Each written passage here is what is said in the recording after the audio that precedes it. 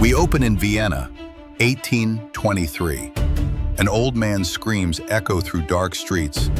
Antonio Salieri has attempted suicide. Confined to an asylum, he's visited by a priest who asks for his confession. Salieri begins his story. "I killed Mozart."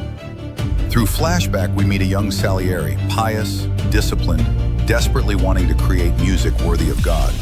But then comes Wolfgang Amadeus Mozart, a flamboyant, giggling genius. Salieri hears his compositions and realizes they are the voice of God himself. Jealousy and awe fuse into one consuming emotion. Mozart's shocking personality quickly spreads through Vienna's polite society. He dances with nobility, makes lewd jokes, and still churns out masterpieces without effort. At a palace reception, Salieri first truly watches Mozart work. The emperor hums a simple tune. Mozart turns it into a brilliant little march on the spot, improvising flourishes that make Salieri burn with envy. Salieri privately swears he'll oppose this laughing, vulgar creature, blessed with divine gifts he himself was denied.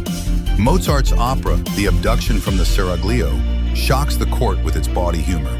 Critics dismiss it as too noisy and common, but the people adore it. Salieri plots subtle sabotage, suggesting to Emperor Joseph that Mozart's operas lack proper German virtue.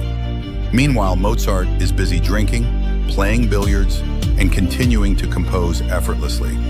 Mozart marries Constanza, ignoring his stern father's warnings. Their marriage is passionate, playful, but also chaotic. Bills pile up, creditors begin to hover. In added director's cutscenes, Constanza tries to charm Salieri for work on Mozart's behalf.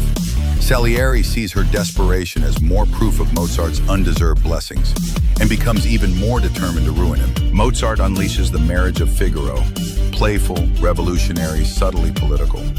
It upsets Vienna's aristocrats by mocking the nobility. Salieri watches in secret agony. The music is divine. He begins to truly hate God for choosing Mozart as his instrument. Mozart, oblivious, lives beyond his means. He laughs at danger, writes at a furious pace, and parties harder than ever.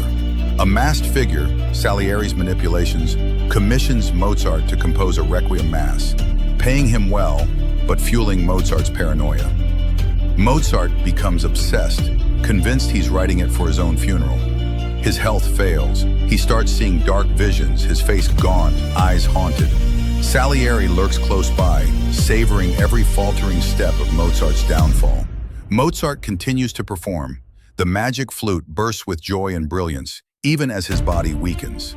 Constance struggles to hold their family together. Mozart collapses on stage. Rumors spread through Vienna that he's cursed. Salieri visits, pretending to care. Underneath, he basks in Mozart's torment. Certain God has chosen him as the instrument of divine punishment.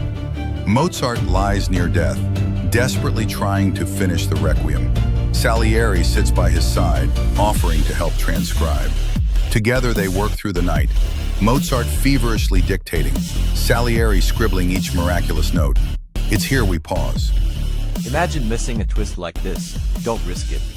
Follow now, and let's get back into it.